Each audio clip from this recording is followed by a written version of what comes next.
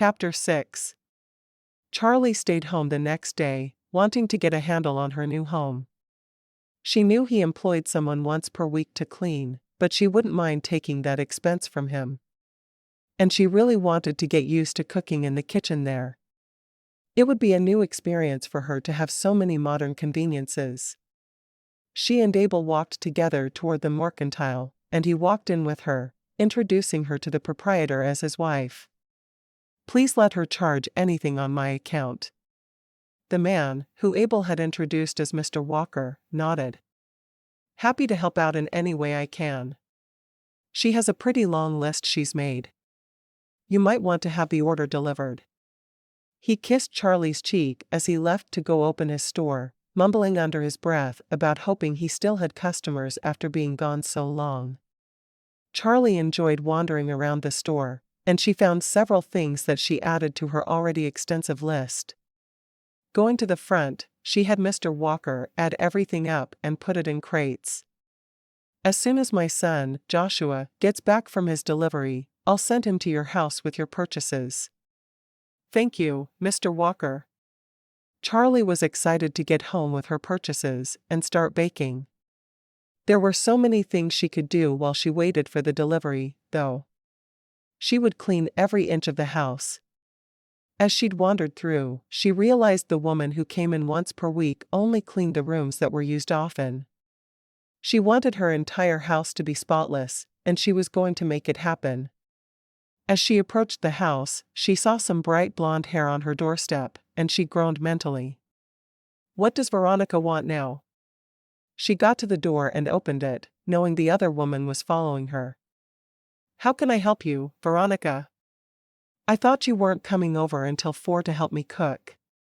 Veronica sighed, a tear trickling down her cheek. "Kane thought I should come over and learn to clean as well. He said he's been doing too much for too long, and he was done pampering me." She shook her head. "Who's going to pamper me if my husband refuses? It's ridiculous." Charlie frowned. "Well, maybe you could learn to pamper him instead of expecting him to do it for you." Veronica immediately laughed until she realized that Charlie wasn't joking.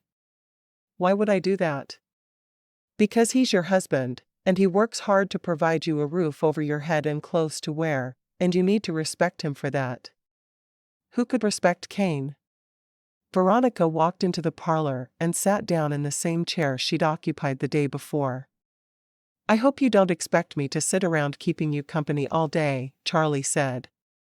"I need to get started on giving this house a thorough cleaning, and I want to bake a few loaves of bread and a cake for our dessert."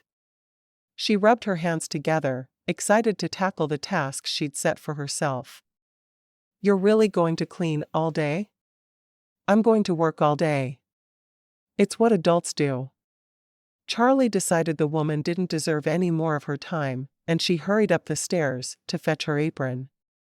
The house was beautiful and should probably have several servants to take care of it, but she was excited just to be able to do it herself. When she got downstairs, she saw that Veronica was still in the parlor, and she rolled her eyes before going into the kitchen and thinking about where she'd put everything. There were canisters on the counter that had obviously never been used. She quickly washed them and turned them upside down to drain while she cleaned the counters. As she finished that, there was a knock on the door, and she ran to open it. "You must be Joshua. Your father said he'd send you with everything. This is a big order, Mrs. Burton. I hope you have a place to put everything. I just finished scrubbing the counters. Just pile all the boxes there, and I'll deal with them." The kitchen was huge, and she knew there'd be space. It was just a matter of making it all work. Soon all the boxes were on the counters, and she thanked Joshua for his help, and then she began the fun task of deciding where everything went. She rearranged some of the cabinets, putting things where she would prefer to have them, and then she found places for all of her purchases. As soon as her kitchen was arranged how she wanted it, she mixed up dough for bread. While it was rising, she realized she would need to eat, and she quickly cut a few pieces of bacon and got out some eggs. She'd make herself some scrambled eggs for lunch. She didn't want to be kind, but it had been ingrained in her. She walked to the parlor. I'm making myself some scrambled eggs with bacon for lunch. Would you like some? You're not going to the diner? Veronica looked shocked. No, there's food in the house now, and I'm perfectly happy to cook it. Veronica sighed.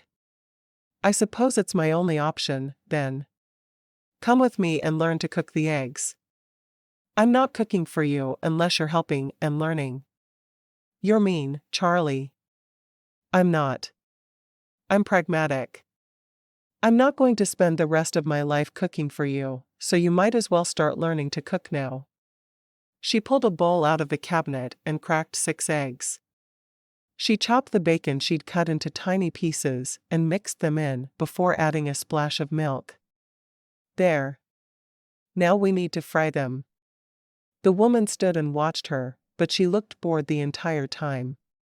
When Charlie pulled the eggs off the stove and divided what she'd made onto 2 plates, she handed one to Veronica before going to sit at the kitchen table.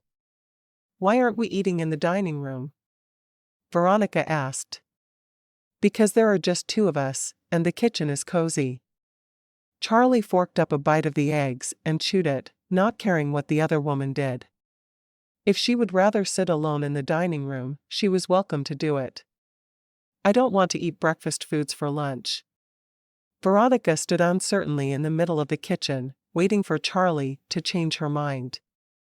Charlie simply waved her hand. The kitchen is well stocked now. Feel free to make yourself anything you want to eat. Are you trying to starve me? Veronica asked, her eyes wide. Not at all. I provided food. You can eat it, or you can choose to starve. It won't be me trying to starve you. I tried to feed you. Charlie continued to eat her food while the other woman stood in the middle of the room. Finally, Veronica sat down at the table with Charlie and took a bite of her eggs. They're good. Thank you. Charlie didn't really care what the other woman thought of her cooking, but she was pleased that she'd thought to compliment her. Maybe they were going to get along after all. I'm going to have to take a nap in your bed after lunch, Veronica said. I have to sleep more than usual for the baby. Charlie didn't respond to that nonsense. She'd watched her mother get pregnant over and over, and she'd rarely slept any extra during her pregnancies. She'd been very tired, but she understood her responsibilities to her family. As soon as she was done eating, Charlie walked to the sink. Now I'm going to teach you how to do dishes. Would you rather wash or dry? You expect me to do menial tasks? I thought you understood how this was supposed to work. I think my understanding is a great deal better than yours. Charlie filled the sink and started to wash, leaving a towel on the counter for the other woman to use to dry. As soon as you've finished, bring me your plate to wash, and then you can dry. With a great deal of grumbling and acting as if she was about to die, Veronica dried the dishes and put them away. Now I think I need that nap. None of the guest bedrooms are cleaned. If you want a nap, you'll need to use the sofa in the parlor. It's not long enough for me. Veronica stomped her petite foot. She looked ridiculous throwing a childish fit with such a huge belly. You'll have to make do. Charlie punched down the bread dough and divided it into the bread pans so it could rise again. Then she began mixing a cake.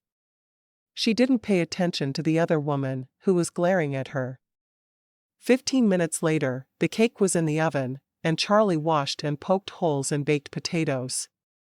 She wanted to have them ready at the same time as the pork chops. Since Abel hadn't given her a meal he wanted, she'd decided to make what Cain had asked for. When she looked up again, Veronica was off doing something else. She assumed she was sleeping, but she didn't really care. She wasn't going to force her to learn to do anything but cook the meal she was making. There was no sense in her working to feed them all when there was an able-bodied woman sleeping her life away.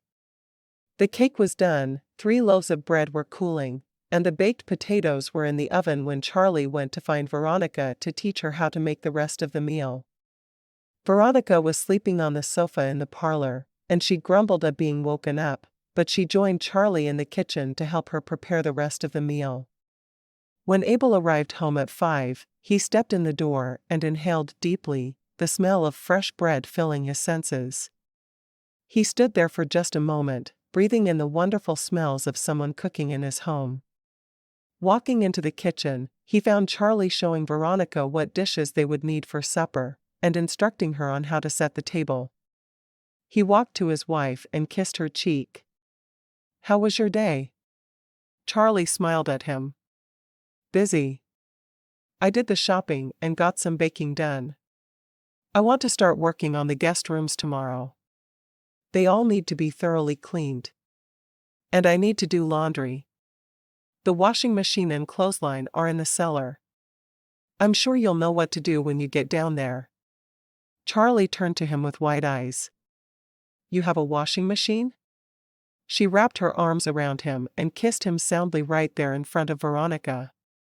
"I cannot believe you are making my life so easy." He laughed. "I will always do my best to make your life as easy as I can." Veronica frowned at them and wandered into the dining room with her arms full of dishes. "How has she been today?" Abel asked. Charlie took a deep breath. "She hasn't been helpful, but she hasn't been terrible either. When I told her if she wanted to eat, she needed to learn to make lunch, she listened." "Wait. I thought she was coming over at 4. So did I. She was waiting when I got home from the mercantile. She said Kane made her come to learn to clean." "Did she learn to clean?" he asked, raising an eyebrow. Charlie just laughed. "That would have been a true miracle, wouldn't it?" She shook her head, making a shooing motion with her hand. "Go wait in the parlor. Supper will be ready in an hour. I cannot believe supper is being made in my house. I'm not sure this has ever happened before. I don't know how you survived before you married me." With those words, Charlie turned back to spicing the pork chops. Veronica came back in time to put them in the oven. She was afraid of being near the heat, but Charlie coached her through it. When Kane arrived at 6, he was excited about the meal. He praised Charlie and looked at Veronica. "Did you help?" Charlie answered for Veronica. "She did. I think she learned a lot today." Kane looked impressed. "Are you ready to cook for me?" he asked. Veronica shook her head. "Even if I was ready, I wouldn't cook for you. It's a waste of my time." Charlie looked at Abel, hoping that he'd later explain just what the problem was between Kane and Veronica. Both of them seemed to have a deep hatred for the other, and that was rare after only a year of marriage. After they sat down, Abel said a prayer over the meal, and they all ate. As he bit into his pork chop, Kane sighed happily. "These are perfectly done. Charlie, I want you to marry me." Charlie laughed. "I'm married to your brother." "And you're married?" "I don't think bigamy is legal in Montana." "I have terrible timing, don't I?" Abel frowned as he watched his wife and brother joke back and forth. They seemed to have become good friends quickly, and he was worried. After supper, Veronica was strongly encouraged to help with the dishes by both of the men. She dried them, but she grumbled the entire time. "Why not just eat at the diner? The people there do the dishes, and they do all the cooking, and all we have to do is show up and pay for our meal. Doing it ourselves takes so much time and energy. After you have a couple of children, it's going to cost too much to go to the diner all the time. Not if Abel keeps paying, and he should. He should have married me, not let me go off and marry his poor brother." Veronica put 2 plates into the cabinet where they went. "I don't think women should be expected to do so much manual labor. Maybe you should move back in with your daddy." Veronica burst into tears at Charlie's suggestion, and it seemed real for once. "Why are you so upset at that idea?" "My father lost all his money in the stock market. That's why he told me to marry Abel, but Abel was taking too long, and I only had a little money left, so I married Cain. But I love Abel. Charlie looked at the other woman, shaking her head. She didn't love anyone but herself, and she'd proved that repeatedly in their 48 hours of acquaintance. I see. You're going to have to stay married to Cain. You're carrying his child. Veronica nodded, tears streaming. I'm not ready to have a baby and be a mother.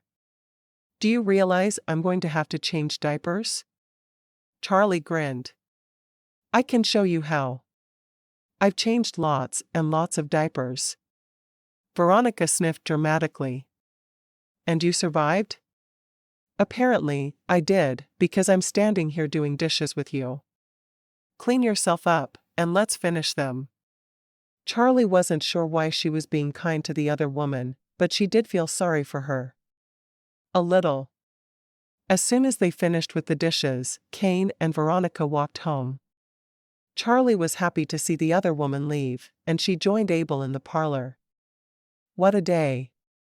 Did she actually help with the dishes? Yes, she did.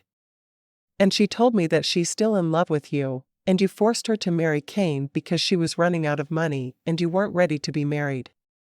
How could I be ready to marry before I met you? Charlie smiled. You make me happy. You make me happy, too. Thank you for all the work you did today to make supper. It was delicious. She rested her head on his shoulder, happy to finally have time to just be together as a couple. I'm glad you liked it. Do you think they'll be here for every meal forever? He laughed. Probably. Unless you can convince Veronica that cooking is good for her and for the baby. She uses that baby as an excuse to get out of everything. She does. She took a nap in the parlor today instead of helping with everything. She said the baby was tiring her out. How much longer does she have? Not long. 3 weeks or so. I don't think she's going to be happy after the baby is born. She was telling me she's never changed a diaper and she doesn't want to be a mother. I'm not sure how she thinks she's going to prevent it from happening. Charlie shook her head. I can't imagine how she was raised that she acts that way. I don't even want to think about it. I met her father, and he was nice enough, but there was no closeness between them. Are you close to your parents? He asked. They hadn't talked much about her family. I'm close to my sisters and brothers. I have a lot of respect for my mother and father, but I was happy for an excuse to get out of the house and move away. I truly jumped at the chance. She shook her head. It wasn't my parents I wanted to get away from, though. It was my younger siblings who now make up the demon horde. The oldest at home always looks after the younger children, and my younger siblings, well, I think they could use an exorcist. He looked at her, startled for a moment, but then he started laughing. I think I now understand why you've been called a miscreant. You just told me your siblings are demon-possessed. If you met them, you'd understand completely. Trust me on this. My younger siblings are evil creatures. Or they were when I last saw them 2 years ago. He shook his head. His wife was crazy. Chapter 7. Sure enough, Veronica arrived the following morning, carrying 2 huge bags of something. What did you bring with you? Charlie asked when the other woman walked into her house without knocking. Our laundry. Usually I bring it on Thursdays for the girl who cleans Abel's house, but since you said you were doing laundry today, I brought it. Veronica set the bags down. You can put them wherever you want. Charlie wasn't even a little bit surprised. You're going to learn to do laundry today. You're going to help me hang it to dry. I am not your maid, and I won't be treated as if I am. Veronica made a face. Fine. If it's the only way you'll help me, then I'll learn. I don't know why you don't just do it, though. I'm sure you'll be faster than me. Because you need to learn to do things for yourself. You don't have servants anymore. Charlie went down the stairs to the cellar, carrying the clothes she needed to wash, and expected Veronica to follow with hers and Kane's. "Have you already washed the baby's clothes?" "No, we don't have any yet." "Where do I get them?" Charlie blinked at the other woman for a moment. "You need to make them." Had she not looked into clothing for the baby that was due in less than a month? Veronica truly seemed like a child in a woman's body to her. "Oh, I don't sew." "What do you do?" Charlie asked in disgust. It looked like she would be spending more time helping the other woman. If Veronica had been just a little bit grateful, it wouldn't be so bad, but Veronica didn't care if she was helped or not. "I look pretty, and I can plan a dinner party. As long as you don't have to cook." Charlie sighed. "You're going to need to learn to stand on your own 2 feet, Veronica. When I start having babies, which I hope will happen soon, I'm not going to be willing to help you quite this much." Veronica had big crocodile tears streaming down her face. "No one taught me these things." "I understand that, and if you seem to want to learn, I would be more than happy to help. But you just sit around and sulk that you're being forced to do work." Charlie couldn't ever remember being quite so exasperated with anyone. "I've never worked as hard as I worked yesterday in my whole life." Of course it made me a little crabby. Charlie took a couple of deep breaths. "Let's make a deal, Veronica. I will do everything I can to teach you to take care of a house, and how to cook and sew, and do all the things a woman needs to be able to do, as long as you stop complaining about working." Veronica frowned. "I suppose I can do that. But it won't be easy." "Good." Charlie looked at the washing machine for a moment, because it was different than what she'd seen. It didn't take long for her to figure it out, though, and she began the process of washing the clothes. 2 hours later, with Veronica's help, everything was hanging on the lines, and the two women went upstairs. "I'm going to start a stew on the stove for supper, and then the two of us are going to go through a box of scraps I found. We should be able to find some pieces big enough to start sewing for the baby." Charlie went into the kitchen, and Veronica followed her. Charlie demonstrated how to peel potatoes and showed Veronica how small to cut them so they would be right for the stew. Veronica peeled and chopped potatoes, while Charlie dredged some beef chunks in flour and fried them before adding a bit of water to create the broth for the stew. Then she peeled and cut up carrots. When everything else was done, Veronica finally finished, and Charlie added the potatoes into the stew. "There. Now we'll let it cook on low all day. What will we eat for lunch?" "I'm going to need to eat before supper. I'll make us some bacon sandwiches from the bread I baked yesterday. And we're going to need to make fresh bread for supper again." Charlie had no idea just how much work being married to Abel would be because Veronica was always around. She realized he'd tried to tell her, but she hadn't seen it as being as bad as it was. She was sure she'd have married him anyway, but she may have insisted on a maid for Veronica's house. After the dough was mixed for the bread, the two women went through the trunk of scraps.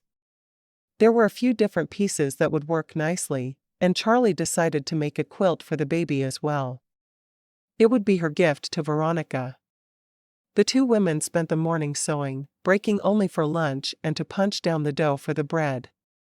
As they sewed, they talked. Charlie talked about growing up in Massachusetts and having to deal with the reputation being one of the demon horde gave her. Veronica talked about growing up the privileged daughter of a wealthy banker who lost all his money. "I had a personal maid whose job it was to help me dress and fix my hair. I didn't even know how to undress myself when I met Abel." Charlie understood the other woman a little better by the time Abel got home from work. They had worked together all day, and Veronica hadn't complained once. She hadn't even tried to take a nap.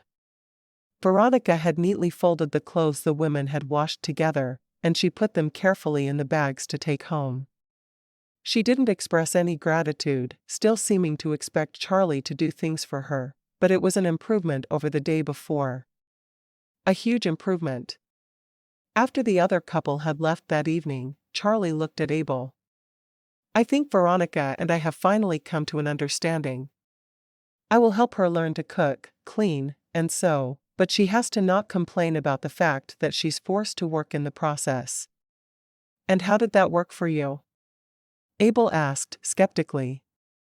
Really well, actually. She did everything she was told to do. She didn't like it, and that was obvious, but I think I know why she is like she is now. I'm glad one of us can understand her. He sighed. Supper was delicious. I'm so glad you're here to take care of me now. Charlie smiled. So am I, actually. I find being your wife a privilege. He laughed, kissing the top of her head. What are your plans for tomorrow? Cleaning all of the guest rooms. Everything else is how I want it, but now we need to go through the guest rooms and turn them into places people could actually stay if they wanted to. Sounds good to me. Just don't wear yourself out. Charlie shrugged. I'm used to hard work. As soon as I'm caught up on everything, I can take some time to read. He laughed. Works for me. Asterisk. By the end of the week, the house was immaculate from top to bottom. Each of the guest rooms was ready for someone to come and stay with them. The other couple was still eating with them for every meal, but Veronica was doing more and more of the work. Sunday evening, right after supper, Charlie looked at Veronica. Tomorrow morning, I'm coming to your house, and I'm bringing all my cleaning supplies. You and I are going to turn your house into a place where a baby can live. Veronica looked skeptical, but she nodded. I guess. Kane shook his head at his wife. The answer is, thank you for being willing to help me. Veronica sighed, looking at her feet. Charlie could tell she didn't like being corrected by her husband even though they all knew he was right. Asterisk. Filthy didn't begin to describe the state of Veronica and Kane's home. It looked worse than Charlie had been imagining, and that took some doing. After her walk out to the ranch on Monday morning, Charlie looked around the small house and was glad it wasn't bigger. It would take them longer to clean it than it had the bigger house that she shared with Abel. All right. It's time to get cleaning. I want you to start by taking the sheets off your bed and bringing them in here. Do you have another set? Charlie asked. I don't know. We've always slept on those. Charlie sighed and started working. The house wasn't nearly clean enough for a newborn baby, and she was going to make sure it was before the end of the week. Asterisk. The other couple was at their house when Veronica went into labor late Sunday afternoon. When she cried out in pain, the two men ignored her, but Charlie glanced over. Her water had broken, and she looked like she was terrified about what would happen next. I think she's going to have the baby here, Charlie said softly. Kane, will you go fetch the midwife? Wait, she's really in labor? Yes, she's really in labor. Charlie walked over to the other woman and wrapped her arm around her, leading her toward the stairs. She wasn't sure any of the other three would have realized if she hadn't been there. God had certainly been watching out for Veronica.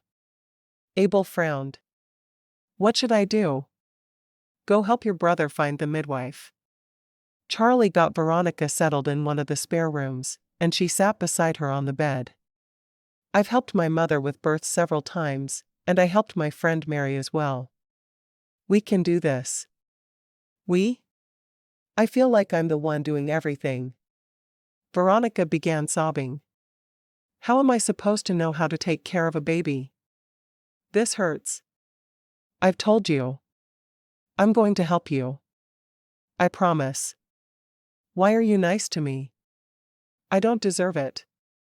Charlie wanted to agree with her, because as well as they'd gotten to know each other and as much as Charlie had helped her, Veronica had never learned to be kind. She still expected Charlie to wait on her. Because your baby deserves it. Do you want another blanket? No, I'm hot.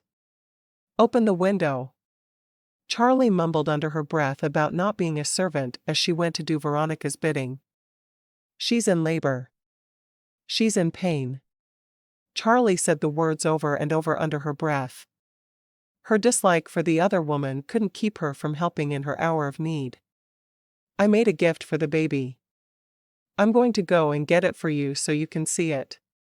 Charlie was really looking for a reason to escape the room for a moment, and she went to her own bedroom and picked up the quilt she'd made. She took a few deep breaths as she walked to the guest room where Veronica would have her baby. She handed the quilt to the other woman. Veronica took one look at it and burst out crying again. Why are you nice to me? Because you're my sister. Charlie had so many sisters that adding one more did nothing, but she knew it would mean a lot to Veronica. And if she could think of this person as a younger sister who was incapable of doing things for herself, perhaps she could have a better attitude about the whole thing. A moment later, the midwife arrived, and she and Charlie worked together to keep Veronica comfortable during the long hours of labor. Charlie knew that Abel would keep his brother occupied, and she concentrated on her role in the birthing process. It was shortly before dawn when the baby let out its first cry. It was a tiny baby girl. Veronica looked at the little girl she'd brought into the world and mumbled, Ruth. I want to name her Ruth. The midwife, an older woman named Edith, let out a gasp then. There's so much blood. Charlie set the baby down, on the other side of the bed from her mother, and hurried to Edith's side. What can I do to help? Together, the two women worked to try to stop the bleeding, but they couldn't. The sun was just coming up when Veronica took her last breath. Charlie felt the tears pouring down her cheeks as she picked up the tiny baby, who had been left to her own devices for a short while. She took her downstairs to wash her in the kitchen, and then diapered her and put her in one of the gowns her mother had painstakingly made for her. She carried the baby into the parlor, where both men were waiting to hear whether the baby was a boy or a girl. Both men looked up at the sound of her footsteps. Kane had eyes only for the baby in Charlie's arms. Boy or girl? He asked, staring at the infant. Girl. Veronica has named her Ruth. Abel looked at Charlie's face, and he knew something had gone horribly wrong. What is it? Is the baby all right? Charlie took a deep breath, hoping she could get the words out. Veronica didn't make it. Her voice broke on the last two words, and no sounds came out. What? Kane asked, his eyes wide. Charlie couldn't say it again. She began to sob uncontrollably, sitting down beside her husband so she wouldn't drop the baby in her arms, the baby who was about to grow up with no mother to love her. The two brothers exchanged a look and hurried out of the room and up the stairs, while Charlie simply sat cradling the child against her. Her mind raced. They needed to find a wet nurse, and if they couldn't, they would have to get bottles and infant food. No matter what, they had to keep the baby alive. If not, what was the point of her mother dying bringing her into the world? She felt horrible about the way she'd felt about Veronica, who had softened a great deal as she'd taught her so much. Veronica had never thanked her, but she would have taught any other woman unbegrudgingly, and she hadn't been able to do that for the young lady who lay dead upstairs. What was wrong with her that she couldn't be kind to someone who needed help? She'd always thought of herself as a loving and giving person, but the way she'd felt about Veronica wasn't something she was used to. It hurt to admit she'd been so self-centered that she'd wanted the time alone with her husband and hadn't wanted to spend time teaching the other woman. A moment later, Edith stood in the doorway of the room, her eyes dry but tormented. A young woman in town had a stillborn child last night. Perhaps she'll wet nurse for you until you can find another solution. Charlie nodded, wiping the tears from her face. That would be ideal. I'll talk to her on my way home. She has no other children and might be persuaded to simply stay here with you for a little while. With those words, Charlie knew the care of the baby would be on her shoulders until other arrangements could be made. Looking down at little Ruth, she mentally promised to do everything she could to make her feel like a welcome part of her life. No matter how she'd felt toward her mother, Ruth was her niece and would be treated as one of her own. Thank you for all you've done. She was still holding the baby when Abel came down to her 10 minutes later. Cain is guilt-ridden. There's no other way to describe it. With all the fighting the two of them did, he feels like he didn't love her enough to keep her alive through the birth of their child. He sat down beside her and reached for her hand. "What are we going to do?" Charlie softly began speaking, explaining the plans. "Edith knows of a young woman who lost her baby last night. She's going to ask her to act as wet nurse until other arrangements can be made. We'll want to get bottles and infant food if she doesn't want to continue to wet nurse her, but I hope she'll do it until we at least get what we need for her to survive." "Are there dangers in that?" he asked. He'd never thought about how a baby would be kept alive without a mother to feed her. "There are some infant foods now that are supposed to work for babies, but I have no experience with them. I know some children drink different animal milks and have throughout history. If necessary, I'll figure out something like that for her. Human milk is the best thing for her, though, and will give her the best chance of survival." Charlie turned and rested her head on Abel's shoulder. "I feel like I should say something to Cain, but I have no idea what to say. How do you console a man who has just lost his wife and gained an infant daughter?" Cain walked into the room then, staring straight ahead, but he didn't seem to see what was right in front of his eyes. "I'd like to hold her." "Sit down, and I'll give her to you." Charlie jumped to her feet, prepared to hand off the infant. Once he was seated, Cain held out his arms for his daughter, looking down into her face. "She's beautiful." It was the first any of them had really looked at the child. They'd all been too emotional about the passing of her mother. "She is." A knock sounded at the door, and Charlie hurried to open it. A woman she had seen at church and remembered was huge with child stood there. "Edith asked me to come feed the baby." Her eyes were unfocused, the same as Cain's. "Yes, come in. I'm so sorry for your loss." The woman began sobbing. "I lost my husband a month ago. And my baby last night. What am I supposed to do now?" "I'm Charlie. I have an idea, if you'd be willing to listen to it." "What?" The woman's eyes looked like she'd been crying for a solid month, and she probably had. Charlie couldn't imagine the grief she must be going through. A month before, she and her new husband had been planning for the birth of their first child, and now the woman was completely alone. "No husband. No child. I'd like you to come and live here with us and be the baby's nurse. We'll pay you and give you room and board if you'll help us.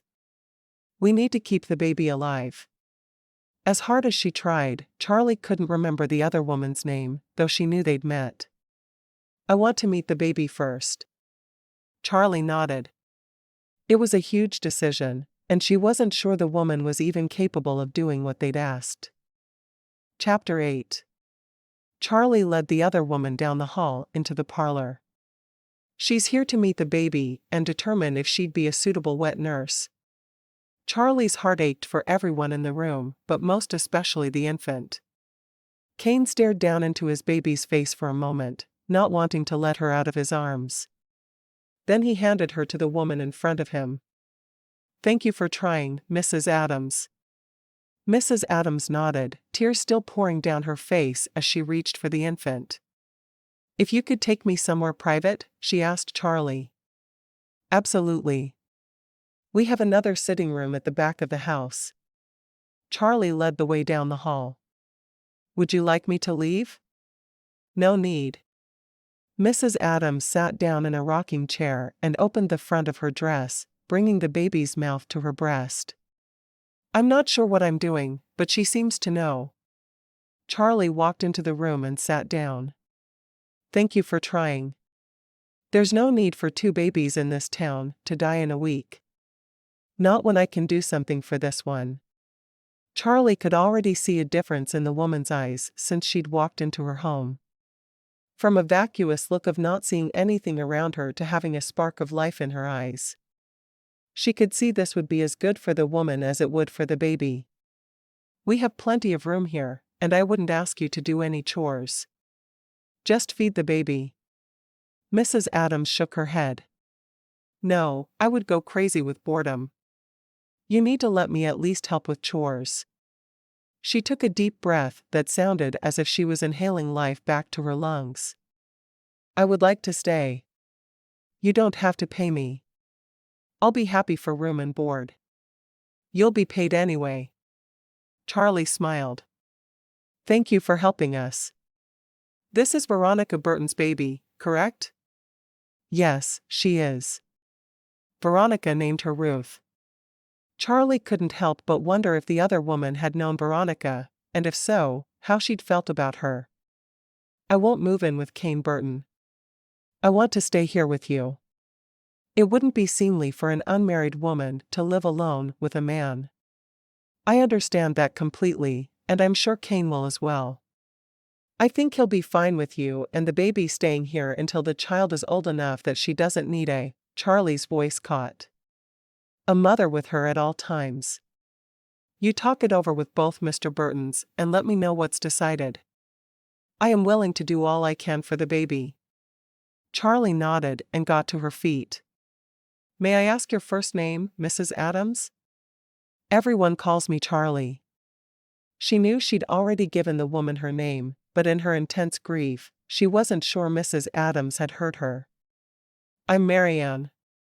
All right, Marianne. I'll talk to the men. Charlie walked the short distance down the hall to the parlor. The baby is nursing, so the problem of feeding her has been solved. Well, we think it has. She briefly outlined what Marianne had said about not living with an unmarried man. Kane nodded. I don't know how to care for an infant. She'll be better off here until she's a little older. He looked at his brother. You don't mind? Abel shook his head. No, I think it makes sense. Charlie and Marianne will take care of her, and she can go to live with you when you're both ready for that to happen. All right. I think I need to go and talk to someone about a coffin and a funeral. If you need anything from us, Abel said. I know you're here. Kane got to his feet and left the house, seemingly in a fog. Charlie looked over at Abel, a lost look in her eyes. I feel guilty. Terribly guilty. I should have cared about her more. I wasn't unkind to her, not really, but I wanted to be. I didn't like her, and I should have. Now, she's gone, and she died truly alone. None of the people who were closest to her even liked her, let alone loved her. Abel shook his head. Kane loved her. Oh, they argued and fought, but he loved her. He's devastated. Charlie nodded. I'm going to go out in a little while and get things we need for the baby. Veronica and I had just started sewing for her, and so much more will need to be done. We don't even have a cradle. Spend what you need to spend, Abel said. For the baby and Mrs. Adams. He put his arm around Charlie and pulled her close. Thank you for rising to the occasion and not leaving my niece an orphan. Charlie buried her face in her husband's neck and wept openly. When she had cried herself out, she walked back to Mrs. Adams. The men have agreed to your terms. Let me help you get settled into one of the rooms upstairs, and then I'm going to the store to buy some flannel for diapers. Is there anything you need while I'm out? Marianne shook her head, staring down at the baby. No thank you. I'll need some help moving my things, but that doesn't have to happen immediately. Well, let me show you your room, and then I'm off to the mercantile. Charlie took the baby and carried her up the stairs, very aware that Marianne had just given birth. As she passed the closed door of the room where Veronica's body lay in wait, she said a silent prayer for the woman's soul. She hadn't been pleasant to be around, but she'd given her life for her daughter.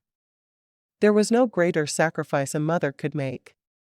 She took Marianne to a room down the hall from the room she shared with Abel, well aware the baby would cry during the night, and there, the other woman wouldn't worry about any sounds the baby made. This is going to be your room. We don't even have a cradle yet, because the baby was born early. She looked around and handed the baby to Marianne, pulling a drawer out of the chest of drawers and lining it with an extra blanket. Ruth can sleep there now, and she'll get a cradle just as soon as I can make it happen. Charlie rubbed the back of her neck. Why don't I put the baby in the room next door when I have her things? There's plenty of room, and you shouldn't have to be with her all the time. No, I want her here with me. Marianne put the baby in the drawer, stroking her little cheek. Thank you. You've given me a reason to live again. Charlie was haunted by the other woman's words as she rushed through town to get some things from the mercantile. The poor thing. She couldn't imagine losing Abel and her baby at birth, all within a month.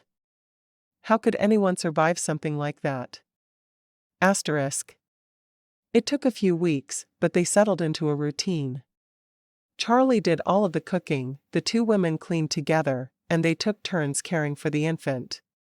Marianne did all the feeding, but Charlie often beat her to changing diapers, and they would sit and talk together. Marianne was a very welcome member of their household, and she settled in fine, though she was still sad. The baby kept her going, and she loved the baby with everything inside her. Kane came over every evening for supper and to have some time with his daughter. He was determined to be a part of the little girl's life and not just let her be raised by Abel and Charlie.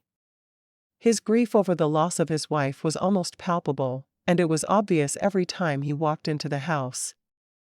The older the baby became, the more she looked like her mother, and they all remarked on that fact often. Asterisk. It was midsummer before Charlie realized she was expecting. She was excited, wanting to tell Abel immediately, but she also wanted to tell him privately. There were always people around them, except when they were in bed at night. A few days after she realized she was going to have a baby, she came up with the idea of making a picnic for her and Abel, and she could tell him while they had their lunch. They could take a long romantic drive, culminating in the picnic and her announcement of being with child. She made the picnic lunch early on Saturday morning and made sure to make extra for Marianne, and she even set aside some mashed up food for the baby, who was eating more and more real food as the months passed. As soon as her little feast was ready, Charlie hurried to Abel's study, where he was working on paperwork for the shop. She stood in the doorway, watching him work, his hair flopping over his forehead. He looked like the most handsome man in the world to her, and she wished she could stand there watching him forever. Finally, he looked up, and seeing his wife watching him, Abel smiled. "Hi there." She grinned. "Hello. I was wondering if I could tempt you away from your work with a picnic consisting of fried chicken and potato salad. Maybe some cookies for dessert." He got to his feet and sauntered over to where she stood, leaning against the doorway. "A picnic, you say?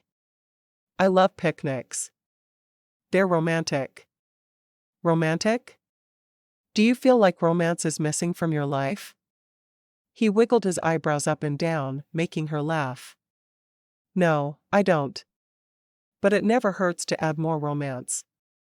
She stood on tiptoe and kissed him. "Yes? Absolutely." He took her hand, and they walked to the kitchen together, where she gathered the picnic basket she'd made. Marianne was already sitting in the kitchen, eating her lunch, the baby on one knee. "We'll be back in a few hours," Charlie said. "You don't mind watching the baby?" Marianne shook her head. "You two haven't been married long enough to sit home all the time. You need to do fun things." Abel hitched the team to the buggy and stowed the basket behind the seat before climbing up himself and picking up the leads. "Where should we go?" "I want to find a place where we can see no houses. Just us and the fields around us." "All right. I know just the place." As he drove, he realized just how little alone time they'd had. "How's the baby doing?" "She's growing well. Marianne has been a godsend. I'm not sure how I'm going to take it when Kane is ready for Ruth to go live with him." "Do you think there's any chance that Marianne and Kane will marry?" "It seems like the next logical step for Ruth." Charlie shook her head. Marianne is making plans to move back east. An old beau has been writing her, and she thinks she wants to give a courtship with him another chance. They were getting serious when another man caught her eye and she ran off and married. I had no idea. I wish I knew how Cain was going to be able to handle Ruth, then. She's so little, and he has no idea what to do. I have some ideas for Cain. Marianne won't be leaving for months yet. Ruth needs mother's milk for at least a year to be strong. I've heard of babies getting very sick if they're switched to cow's milk too quickly. We'll have her for a while after Marianne leaves, I'm sure. She's going to need a woman's touch. Never in her life had Charlie thought about inheriting a small child so soon after she married, but she felt like she owed it to Veronica. She will. I can't imagine Cain knowing how to take care of her. He wouldn't even know how to deal with her hair. Charlie laughed. I'm trying to picture him spending time braiding her hair or trying to put it up, and I just cannot imagine it. My brother is a good man, but he's not ready to be a mommy. Abel pulled the buggy over to the side of the road and hurried around helping Charlie down. Is this far enough away from civilization for you? It is. She grabbed the picnic basket and a blanket and carried them out into a field. She spread the blanket before digging in the picnic basket and spreading food out. I feel like we never have a chance for private talks, so I wanted to come out here and just be together. He smiled. What do you want to talk about? Is Mary fulfilling her end of the bargain? She was surprised at how long it had been since she'd thought about her friend. Are her pieces selling? They are my best sellers in the entire store. Each one is sold as fast as I put it out.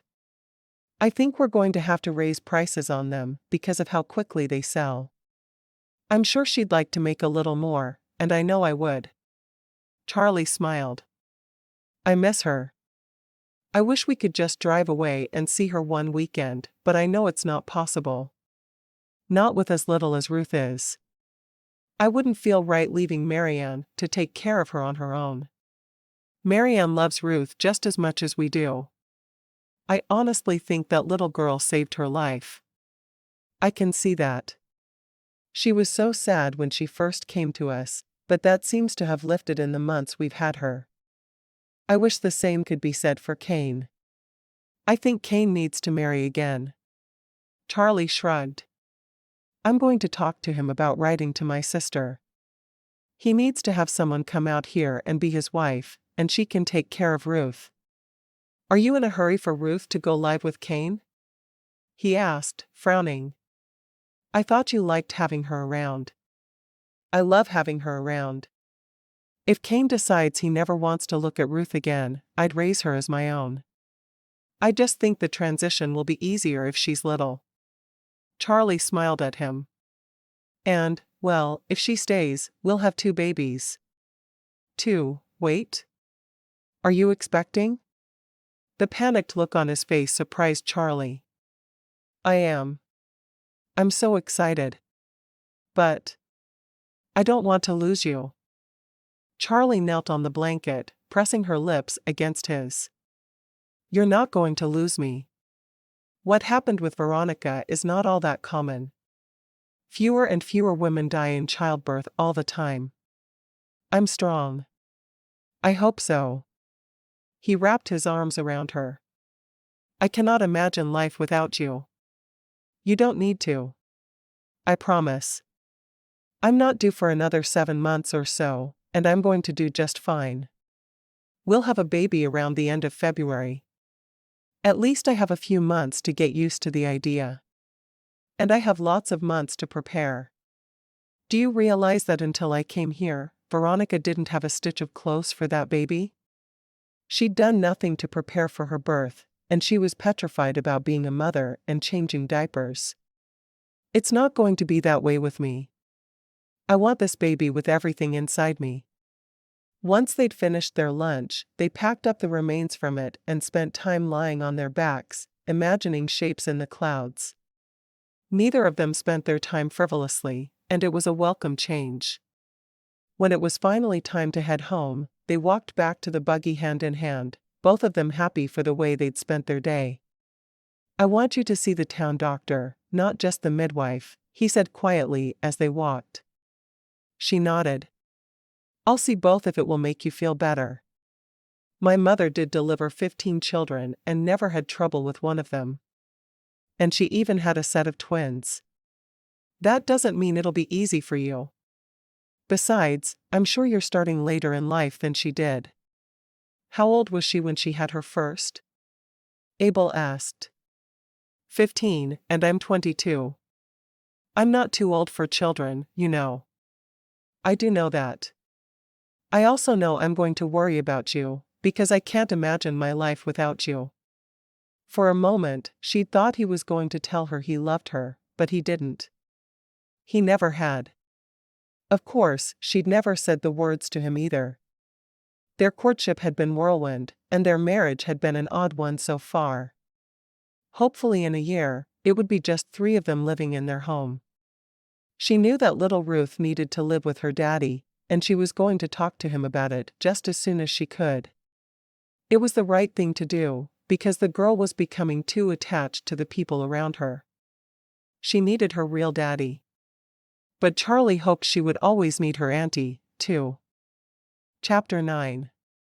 Charlie immediately started preparations for the baby. She wanted a house full of kids. Maybe not quite as many as her mother had, but at least 5 or so. Together, she and Marianne sewed while little Ruth played on the floor at their feet. The child was so close to crawling that Charlie was afraid she was losing her baby. "I'm going to leave for Maryland in a month," Marianne said softly. "I know you wanted me to stay until Ruth was a year old, but I really need to start living my life again." Charlie frowned, because she knew she'd miss the woman who had become her closest friend in Missoula. It wasn't easy to make friends when you were tied to a small child. "Are you sure you're ready?" "I'm sure I'm not, and that's the reason I need to do it. It would be so easy for me to spend the rest of my life taking care of Ruth and being her nurse. But I need to return home to my family and the people who love me." "I completely understand. I don't know how I'm going to make it without you, but I know you want to be home. Ever since you mentioned your old beau to me, I knew our time together was limited. I'm going to miss you more than I could ever express. And not just as a nurse and helper. I'm going to miss you as my closest friend in all of Missoula. Now I'm going to have to actually make friends who don't live with me. Do you know how much harder that is?" Charlie grinned, letting the other woman know she truly did understand. "What will you do? Are you going to take care of Ruth on your own?" Even though she needed to move on, Marianne made it clear that she cared about the people she was leaving behind. Charlie nodded. "A month is more than enough time to get the bottles we need. We'll transition her to half-infant food and half-cow's milk. I think she'll be all right." She looked down at the little girl lying on her tummy, doing absolutely everything she could to get up on her hands and knees and start rocking. "I want to leave on the 1st of September. It's a new school year for children and a new life for me."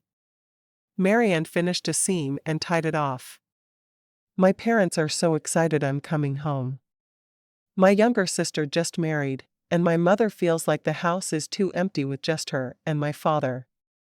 She said that having me there, even if for a short while, will feel comforting to her.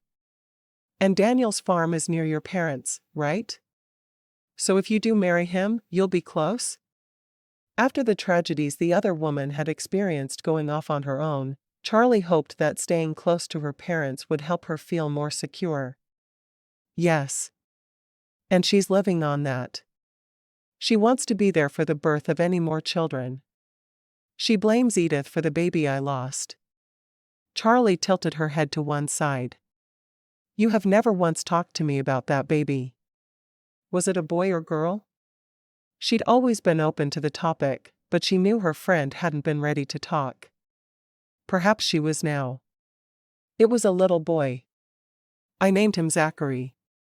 As soon as she mentioned Zachary, Ruth started to whine, needing to be fed. Marianne leaned over and picked up the baby. You don't like me talking about my Zachary, do you?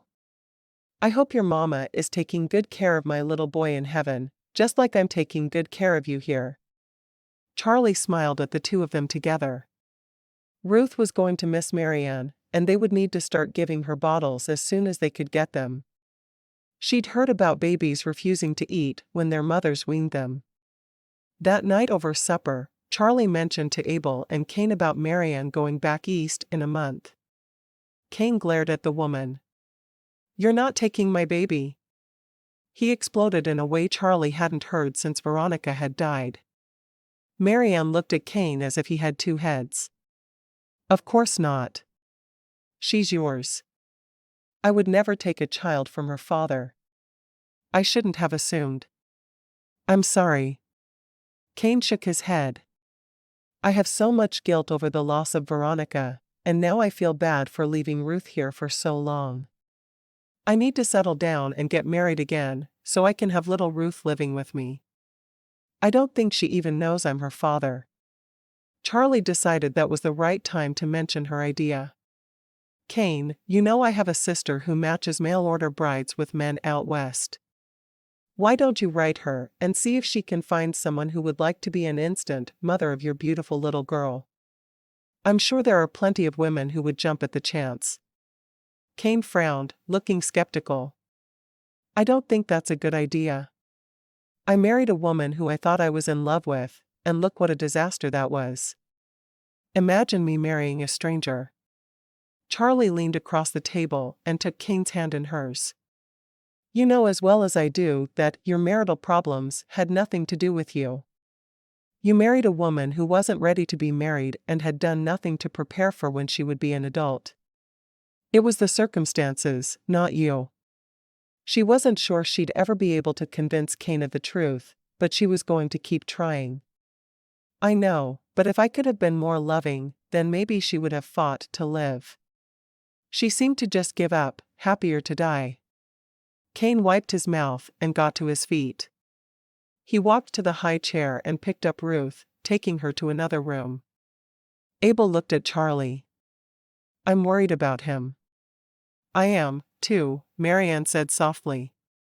"I grieved my husband fiercely, but if I had thought that I'd done something to contribute to his early demise, it would have been so much worse.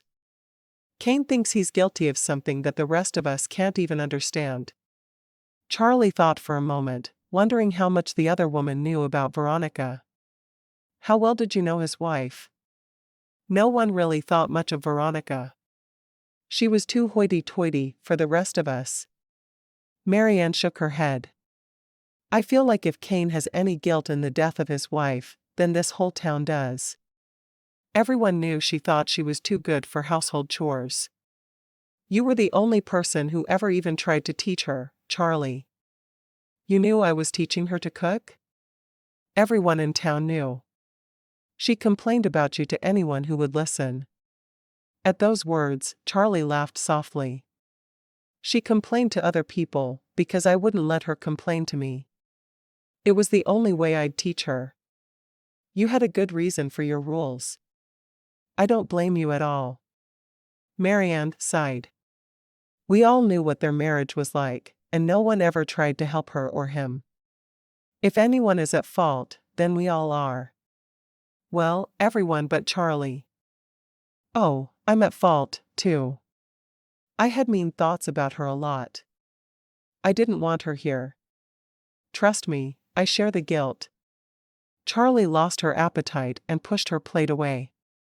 "I'm going to go talk to Cain for a minute, see if I can get him to understand how much he needs someone to marry so he can have help." Charlie walked into the parlor and sat in a chair perpendicular to the couch, where Cain was holding Ruth. "You're a good father," she said softly. "As opposed to being a terrible husband?" he asked. "I never called you a terrible husband. Your only fault in your marriage was not taking more time to get to know Veronica before you married her. I don't think there's a man alive who could have put up with her nonsense." Cain looked at the little girl he was holding. "Don't you think she looks like Veronica?" "I do. She's beautiful." Charlie wished she knew what was going through the man's head and how she could help him. I don't want you to raise her. I want to do it myself. I want her to know that I'm her daddy, and you and Abel are her aunt and uncle. I worry if she stays with you much longer, it's going to be so much harder for her to come home to me. It probably will. But you can't take care of her on your own, and most women won't live with a single man with only a small child as chaperone. That's why I think a mail-order bride is your answer. Kane frowned, looking into the beautiful brown eyes of his baby. I want to be a real father. You decide what you want to do. I guarantee, my sister could find a good woman to be her mommy. She's been a matchmaker for years, and she's very good at what she does. Give me a week to think on it. Then I'll decide. He looked at the baby. How are we going to feed her without Marianne? I'll get some bottles and mix some infant food with some cow's milk. It shouldn't be terrible for her. We can slowly transition her into just cow's milk. Charlie had given the matter a great deal of thought, and she felt like they were ready to handle the little girl without Marianne. I worry if I leave her much longer, you'll start having babies, and she will be confused. Charlie bit her lip and took a deep breath. I'm due at the end of February. His face was tormented as he ran his hand through his hair. I'll write to your sister. Give me a few days to come up with a good letter. I will. I hope you know how much we love having Ruth here. I would raise her as my own if that's what you wanted. I don't think it would be the best thing for her, but I would do it, and she would never feel like she wasn't the most important person in our house. I know that. You have been the best Aunt Ruth could have asked for and the best sister-in-law Veronica, and I could have asked for. You're a very special woman, Charlie, and if your sister can find someone half as good as you are, I'll happily marry whoever she sends me. I think you're making a smart choice, Charlie said softly. Do you want me to help you with the letter? Or do you want to write it yourself? You do enough for me. It's time for me to stand on my own 2 feet in something at least. He sighed. I probably need to hire someone to clean my house before my bride arrives. Charlie nodded emphatically. If it looks anything like it did when I first went over to your house, then you definitely need to clean it. He grinned. I'll make sure it's taken care of. After he'd left that night, Charlie talked to Abel about what had been said. Marianne went to bed early, knowing the baby would wake her during the night. Kane is going to send for a mail-order bride. He's writing my sister a letter. Abel frowned for a moment before nodding. I think that makes a lot of sense. I will hate to see Ruth go, because she feels like she belongs here, but I know she needs to be with her father. I'm going to mail my sister as well, and I'm going to tell her that she had better send a wonderful mommy for little Ruth. I cannot imagine that little girl having more hardship than she already has. She lost her mother in the first hour of her life. No, she needs a good woman who wants to be her mother. There's no doubt about it. I agree. And she needs the opposite of the mother she was supposed to have. I don't think God took her, because he wouldn't be so cruel as to deliberately smite a woman who had just given birth, but I do think he has a plan for our little Ruth. She's going to be a well-rounded good woman. I'm determined. She will. I hope her cousin is half as wonderful as she is. How do you feel about Marianne leaving? Abel asked. You've had her at your side for every minute of Ruth's life. You two have had each other to lean on, and I know how close you've become. Charlie sighed. I'll miss her. More than I can express, but I agree that she needs to do what's best for her. She needs to start her own life. She can't do that spending all of her time in this house taking care of Ruth. It's time for her to spread her wings and fly. It sounds like she's going to marry that old beau pretty quickly, and her mother is anxious for her to come home. It's what is best for Marianne, and I'm glad she's doing it. Will you start gathering the things we'll need to feed the baby tomorrow? Yes. I'll start out at the mercantile, but I have a feeling we'll have to place an order. Most women don't bother with bottle feeding. It's too much work, and it's too expensive. I'm anxious to see what you come up with. Abel looked at Charlie for a moment. I don't thank you enough for all you've done since marrying me. You taught an unwilling woman to cook, clean, and sew. Then you took care of a tiny baby with no mother. We've had no time to just be Abel and Charlie, and now we have a baby on the way. I'm not sure our lives were meant to start out this way. Charlie rested her head on his shoulder. God knows what he's doing, and I'm sure he knew it would all turn out this way. I'm not unhappy. I wish I had more time to help in the store like we originally discussed, but it'll happen someday. Maybe you could start bringing me lunches to the store once or twice a week. You could even bring the baby in a baby carriage. I think she'd like to get out and be in the sunlight on occasion. I might just do that. I still think you eat in that diner too much. He shrugged. My wife doesn't deliver my lunch, and if she did, I wouldn't eat there so much. Are you sure the diner would stay in business if I started cooking for you more? I don't want the waitresses to be out of jobs. He laughed. Sarcasm fits you well, my love. He stood. I'm going to bed. Charlie nodded. I'll be up in a few minutes. I want to write a letter to my sister so she fully understands the situation. Who knows how much Kane will tell her? I understand. I'll be waiting. Charlie went to his office and quickly grabbed a sheet of paper. She wrote from the heart. Dear Elizabeth, I know I wrote to you of my sister-in-law's death, but I don't think I gave you all the details. She was the daughter of a banker, and she had been pampered her entire life. She had never even dressed herself. When she married, she was expected to cook, clean, sew, and take care of the home in every way. She didn't know how, so she refused. I met her only 2 weeks before her death, and she was 8 months pregnant and had yet to start working on clothing for the baby. She just expected it to magically appear, I guess. I taught her to sew. I taught her to cook and clean. And I was there while she was in labor. I watched her die, Elizabeth.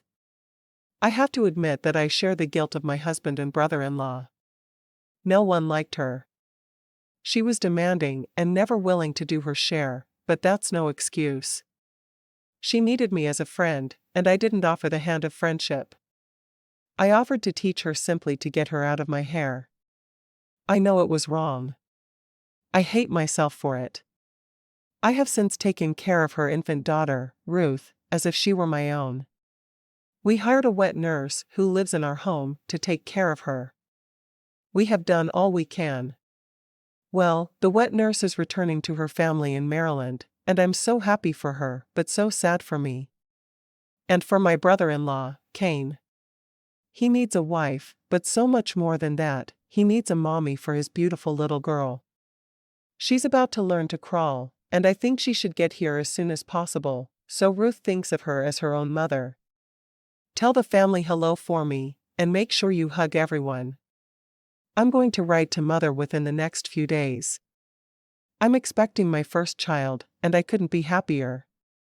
I am married to the most wonderful man west of the Mississippi. I hope things are going well with you. All my love. Charlie. Chapter 10. The next month seemed to be constant activity for Charlie's household. She helped Marianne pack her things for her trip to the east. She sent off hers and Kane's letters together to Elizabeth, hoping her sister found someone as wonderful as she knew Kane deserved.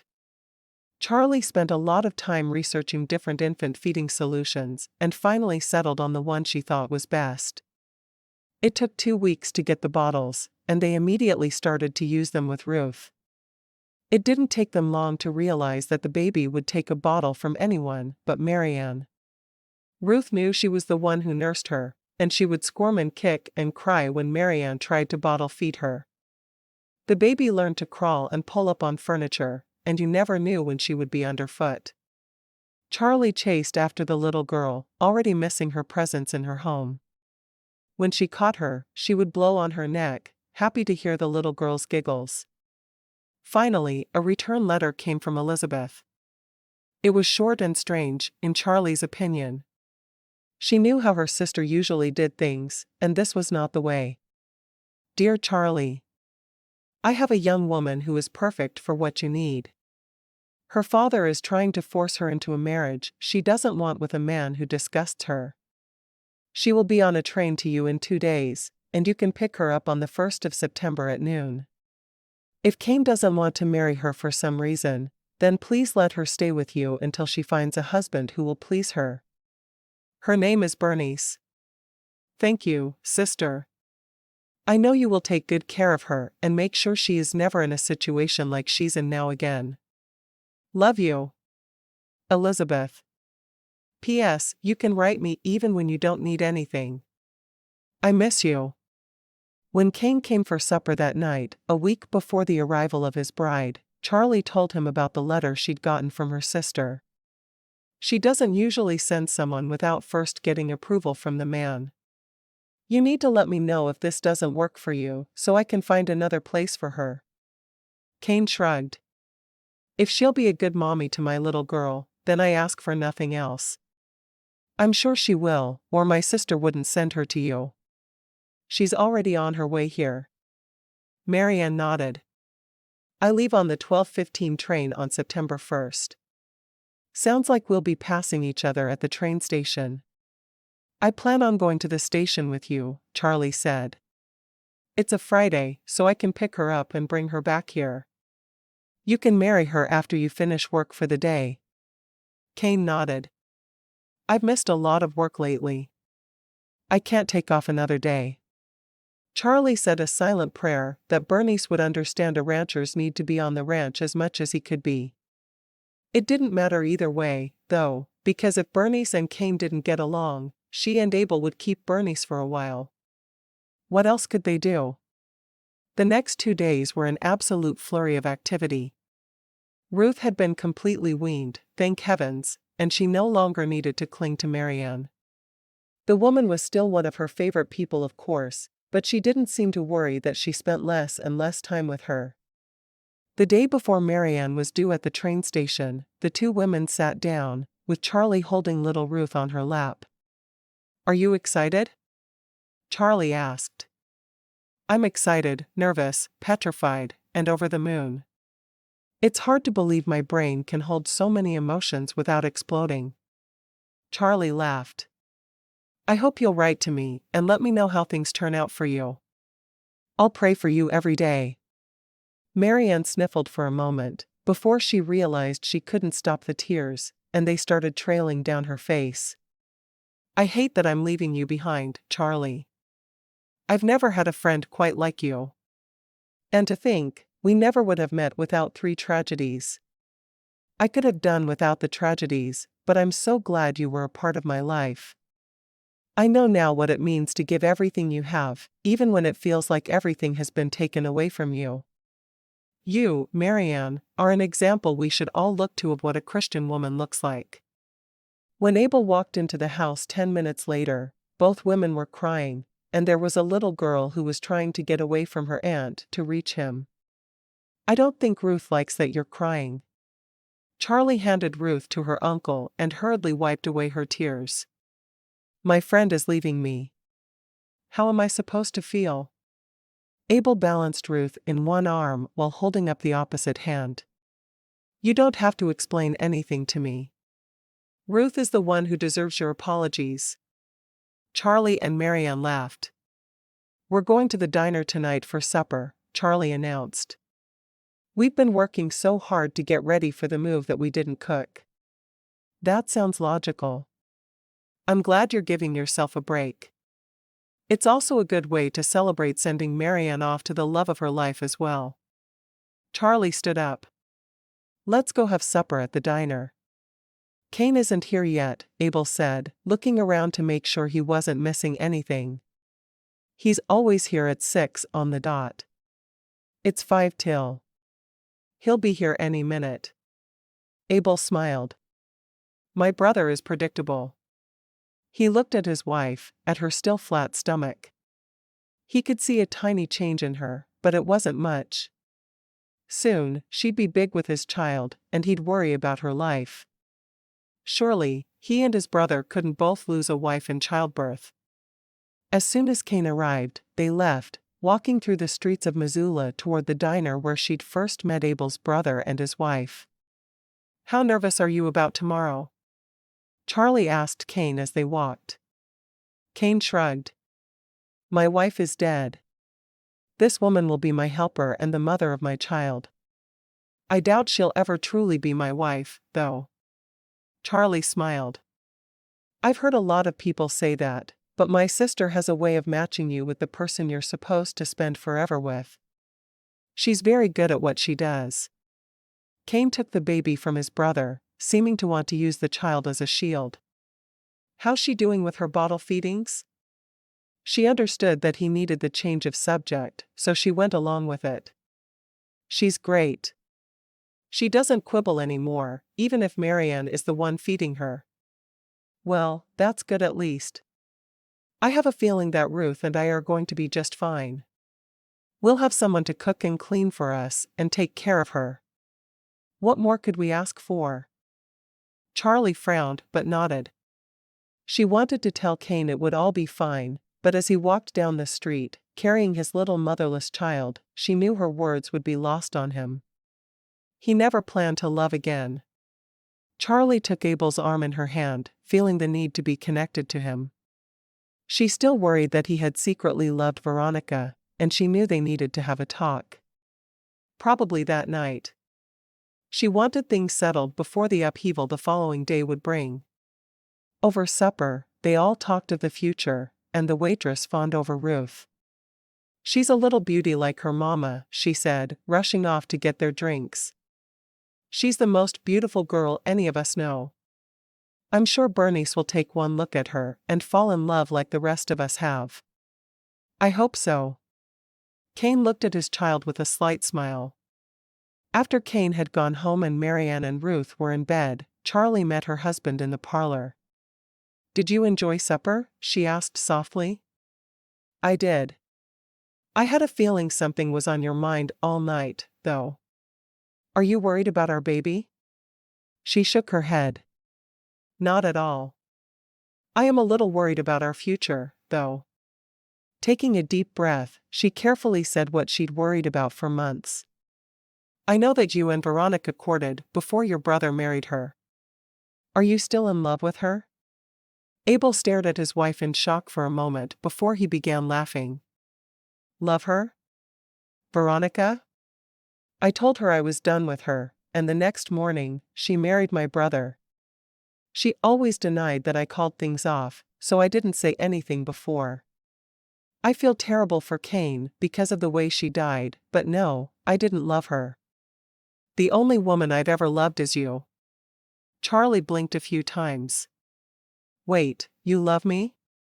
Why have you never told me that before? You didn't consider my marriage proposal a declaration of love?" "I did. When you didn't tell me you loved me all the time, I thought maybe you didn't like to be verbally demonstrative. I've told you I love you with every kiss. With every touch. You're carrying my child. Of course, I love you." Charlie sighed. "I've thought all this time that you were secretly still in love with Veronica." She shook her head. "I do love you, Abel. I wish I'd had the courage to say it sooner." He caressed her cheek for a moment. "Hopefully we'll soon be living alone and I can be more romantic with you. Something is missing when I come home with a gift for you and there are so many people watching you accept it." She smiled at that. "Well, we'll have a few months before we have someone live with us again. If Cain and Bernice work out, of course. I hope he takes one look at her and declares undying love. I really don't see that happening. I just hope they are better together than he and Veronica were." She snuggled close to his side, content. Epilogue. The doctor and the midwife Edith were present when Charlie gave birth 6 months later. All went well for her, as she'd said it would. When her son was laid in her arms, she smiled, staring down into his beautiful little face. "What should we name him?" she asked Abel, who was hovering over her. He sat on the edge of the bed, careful not to nudge her or the baby. "Paul?" "Why Paul?" she asked softly. "My brother and I have Bible names, but they were tongue-in-cheek. I'd like to name our son after one of my favorite characters in the entire Bible. Yes, he had his problems, but down deep, he was a good man. Our Paul will have a lot to live up to." "He will." Abel leaned down and kissed her, his hand cupping the baby's cheek. "Thank you for giving me our beautiful son. Let's just hope for many more."